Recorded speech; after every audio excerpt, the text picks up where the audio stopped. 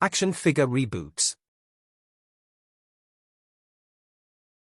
Sponsored by Pearson Art. Hello, and welcome back. Today we're looking at a Kenner Batman and Robin, both released in 1984 as part of the Superpowers collection. Since we're doing both figures in this episode, let's start with Batman. These figures came out in 1984, so I was in high school by then, so they're a little after my time. But I still always thought they were pretty cool, especially the packaging, the bright, vibrant colors, the cool character designs, top notch.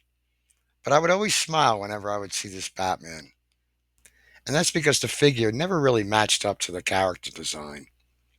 The costume, yes, but the head, not so much. Not that I think it's bad, it just doesn't really match the picture. And then one day I noticed that even though he didn't look like this guy, he looked an awful lot like this guy. For those of you who don't know, this is the very first screen appearance of Batman. He was played by Lewis Wilson in Columbia Pictures' 1943 serial, Batman. I think there's a part of me that kind of saw it this way because I actually have a little bit of history behind this costume. When I was a kid, the only live action Batman that I knew was Adam West. That's who anybody my age knew. I had no idea this movie existed because back then, if it wasn't on television or in the movie theater, it didn't exist. There was no cable, there was no internet, there was no streaming back then, just television. But in all fairness, you couldn't really show these type of movies on television unless you really cut them down. There was really no format for them to present these things. So I just never knew about it. And then one day, I was looking at a Treasury Edition book. I think it was this one, but I'm not sure. It's been over 50 years, so I can't swear to it, and I don't have a copy of it. And that's when I first found out about this movie. Because on the inside back cover, they had all these photographs, and the title was DC Heroes on the Silver Screen, or something along those lines. And they showed characters that were part of DC stable that they made films of.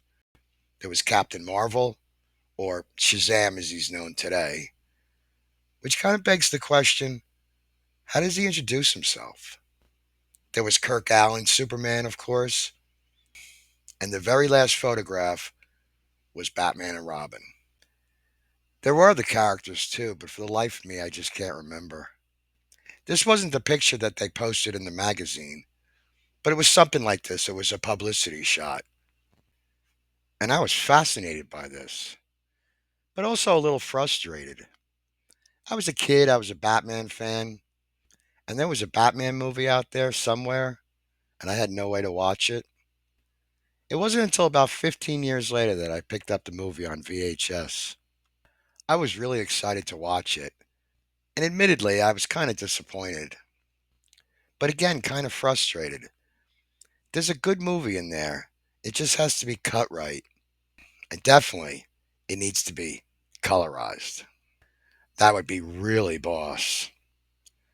So when the opportunity presented itself to put together a Lewis Wilson Batman, I was just as excited about the prospect as I was when I first saw that photograph. So with that being said, let's begin. The first thing we're going to need is a figure. I picked up this set specifically because Batman didn't have an emblem. I don't know how the emblems were applied on these superpower figures.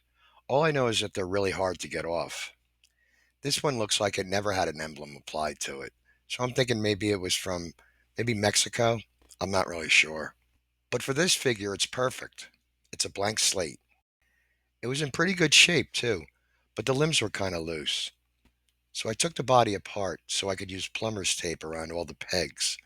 Once that's done, I'll just glue the body back together and the limbs should be nice and tight. But before I do that, I'm going to paint the belt gold and I'm going to repaint the neck, the gloves, the trunks, and the boots. For the blue, I'm going to be using this Vallejo Andrea blue. The number is on there. It's 70.841. I think it's pretty much the closest color to the original blue that they used. So this is what I'm going to go with. So that's the body all taken care of. Now let's look at the head. What really makes this look like a Lewis Wilson Batman to me is the way the eye holes are sculpted, the way they're slanted up.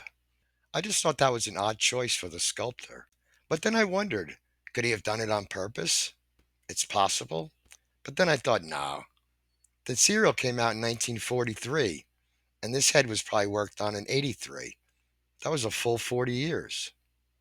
But as it turns out, Columbia Pictures re released this serial in 1965 and billed it as An Evening with Batman and Robin, where they showed the entire serial in one big binge fest.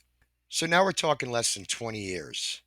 It's possible that whoever sculpted this head saw this as a child or a teenager and just liked the look and went with it. It's kind of uncanny. It's not just the eyes, it's the ears, it's the jaw, all of it. It's just too much of a coincidence. But before I got this figure, I just wanted to try something out, just to do a proof of concept. So I took this image over to MS Paint and I did this. I just wanted to see what the head would look like with eyes. And once I saw that, I was all in. So that takes care of the head and the body. Now we need the cape. I was never really a big fan of Kenner's Batman cape design. I don't think it's a bad cape. I just don't think it's a great Batman cape. So instead, I'm going to go with this. I picked this up off of eBay, and I think this will work much better for this version of the character. For the emblem, I'm going to go with this. I'm going to shrink this image to size and then print it on water slide decal paper. Okay, we got all the parts. Let's put it together and see what we got. All right, I'm digging this. A lot to like about this. I'm glad I went with this cape design. I'm really happy with the way it's able to be folded back like that. That came out nice. The gold belt looks good. I'm happy with that. The emblem came out nice. I wanted to mention this earlier about the body. This body was cast in gray, so I just really wanted to paint the parts that were already painted. The blue came out nice too. That was actually recommended, and it matches the cape pretty well. I was going to just try to match the paint to the head, but in the end I thought, why not just start fresh and paint everything? So this is my Lewis Wilson Batman. And speaking of Lewis Wilson, I didn't find out until years later that he had died in 2000.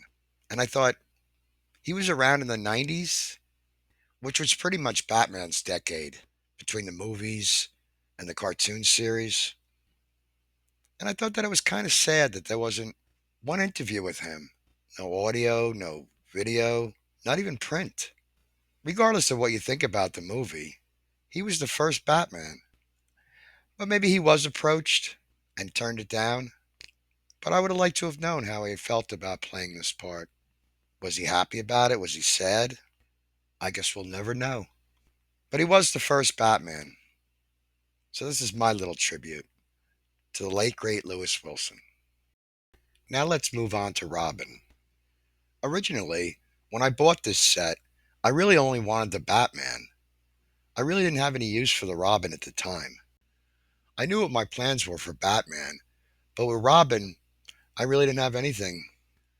I thought maybe a version of Douglas Croft's Robin, but the body was just too different. If you look at the way this Robin's body was designed, it's a little thick, so it wouldn't have worked for Douglas Croft's version of the character. So then I thought, if it doesn't work for Douglas Croft, it might work for Johnny Duncan. Again, for those of you who might not know, Johnny Duncan played Robin in Columbia Pictures' 1949 serial Batman and Robin. Now, this was a film that I had no idea that it existed when I was a kid. I found out about it years later, and again, it was frustrating, but in a different way. The first film came out in 1943, so Batman as a character was really only around for about 4 years.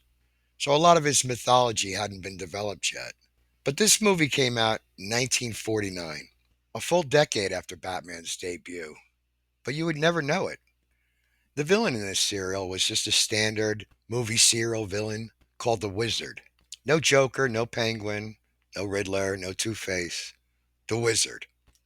And it's a shame because it looks like they spent a little bit more money than they did on the first one. Batman's costume is kind of weak, I get that. But as much as I really don't like this movie, the one standout for me is Robin's costume. Robin wasn't based on the bird. Robin was based on Robin Hood. And it looks like the costume designer for this film really leaned into that. Even though they used the same mask as they did in the first movie, which I prefer actually. I like that they made the cape a separate piece, almost like a cloak. And I like that they did that, the gloves and the boots in black. I don't know, something about this really screams Robin Hood to me. So this is the version I'm going to go with. So here's the body. What I'm going to do is I'm going to repaint the collar green. And I'm going to paint the sleeves and the trunks to match that. Then I'm going to paint the gloves and the boots black. So that's the body. But what do we use for a head? I thought about the Kenner Green Lantern, if only for the mask. But the head is connected to the body differently than the Robin. So that was out. But then I remembered there was something else I could use. If not a Kenner Green Lantern, how about one from Toy Biz? This figure was released in 1990, if I'm not mistaken. And while I don't think it's a really good Green Lantern, I think the head might make a really good Robin. Let's see. The neck on this figure is connected differently, but that can be modified to fit on a Robin body. And the hair could easily be repainted black. But let's see how he looks with eyes. I like the way this looks with the eyes, so I'm definitely going to go with this. Now we need the cape. For that, I actually rigged this up. I tried to make it look as Kenner as I could. I kept the flap on the outside, and I added this embroidery thread. All right, so once again, we have all the parts. Let's put it together and see what we got. All right, I like it. I like it a lot. You'll notice that I kept the mask green. I did that on purpose. The factory paint was so good on it. I really didn't want to screw that up. And the green kind of matched the other greens that I used. So I just went with it. I really like this a lot though. It gives a whole new look to this figure. The cape actually came out better than I expected. Like I said, I tried to keep it look as Kenner as possible. So I kind of went for the Kenner Shazam design, somewhat. Not exactly, but something along those lines. I guess there's really not much to say about this figure because I really only changed the head and the cape. But I'm still happy with it. I really love the way this came out. I'm happy with both of them. And even though I like one movie better than the other, I'm glad to have representation from both films. Batman should have a Robin. Now they need a car. Chicks dig the car, but that's for another time.